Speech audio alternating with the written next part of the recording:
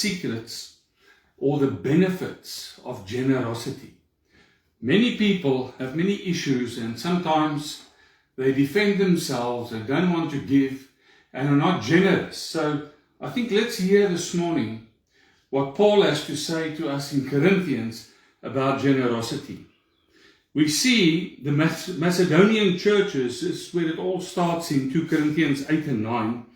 We see there these two chapters deal with the instruction about offering for the poor believers in Jerusalem. So you see, it was custom those days that the church, and they were taught by the disciples, to be very generous. Paul's words contain the most extensive teaching about Christian giving found in the New Testament. These principles are given here as a guide for the believers and the churches for all times. That means it applies to you and me too today.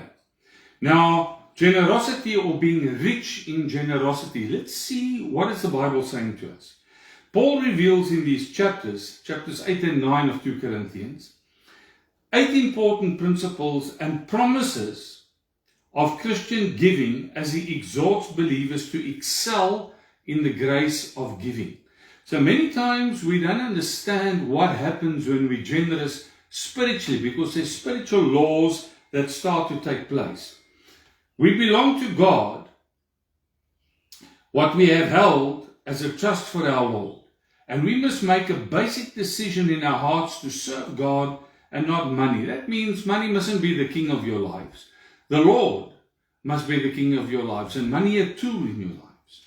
We give in order to help those in need, and we give to advance God's kingdom. Now, it's very important there. There's many scriptures. We can go to Proverbs, 1 Corinthians 9, Philippians 4, we have Matthew 6, we have Deuteronomy 14. There's many scriptures. Giving should be in proportion to our income. So you give what you can afford when you want to be generous to people, and should be done sacrificially. So let's understand this now. And voluntary. You give out of your own heart. And we see that in the scriptures explained. As you read 2 Corinthians 8 and 9, you'll see it.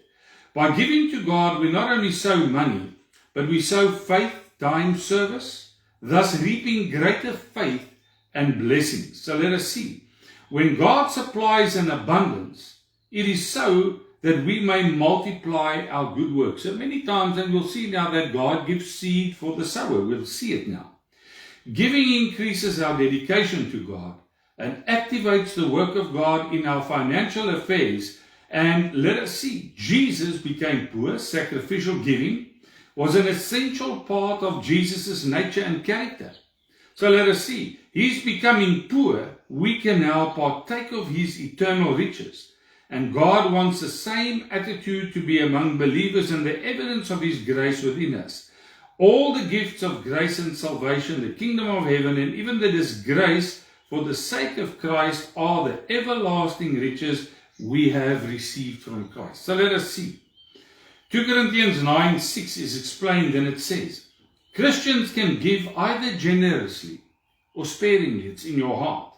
But God will reward you accordingly. Matthew 7 verses 1 to 2. So here we see when a person or a Christian starts the process of giving, there is a reward that kicks in from God. Now let's read what it says. Giving is not a loss, but it's actually a form of saving. It results in substantial benefits for those who give. And God is not only speaking primarily of the quantity given, but the quality of one's hearts and one's motives when you give. The poor widow gave a little, but God considered it much because of the proportion she gave. And her complete dedication, if we look there, what she gave brought grace to her. So grace, believers who give what they can to help those in need, will find that God's grace provides a sufficiency for their own needs, and even more, that they should abound in every good work. In order for generosity to be outward expressed, the heart must be made rich in sincere love and compassion for others, giving ourselves and our possessions and our results, supplying the needs of the poorest brother, and praising and giving thanksgiving to God.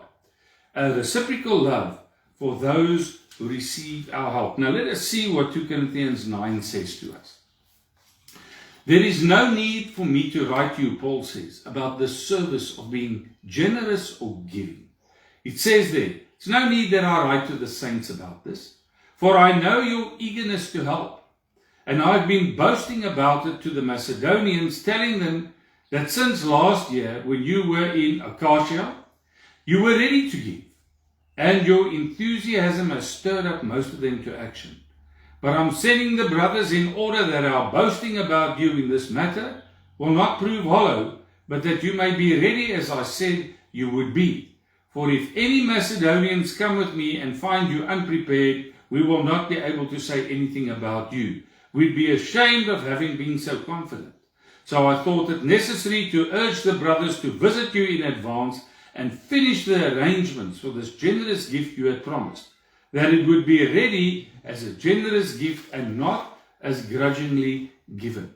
So that is something that we as Christians really need to look at our hearts, is, are we prepared to give? Are you prepared to sow?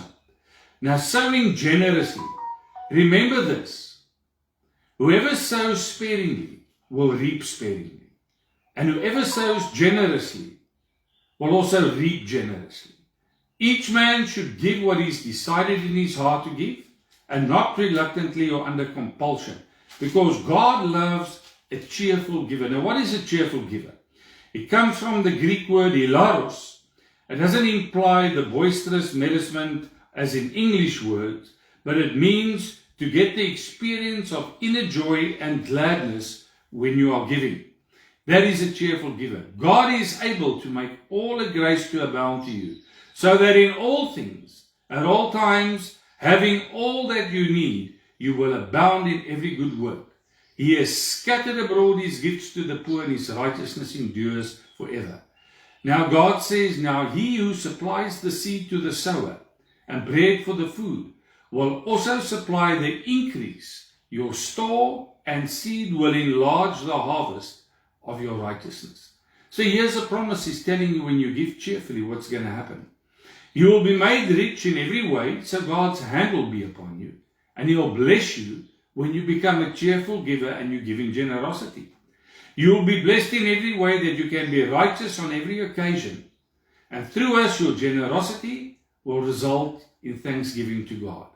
This service that you perform is not only supplying the needs of God's people, but it is also overflowing in many expressions of thanks to God.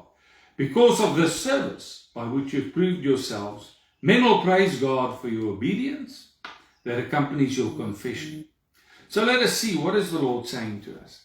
That being generous opens doors. When you start giving seed, God opens the doors that his grace can abound towards you. So let us keep this in mind in our daily living as we continue, as a new week begins. Let us be generous, let us sow, and let us sow bountifully, because as we reap, grace of God will abound to us. We pray and ask this day that the Lord's richest blessing will be upon each and every one of you. In Jesus' mighty name. Amen.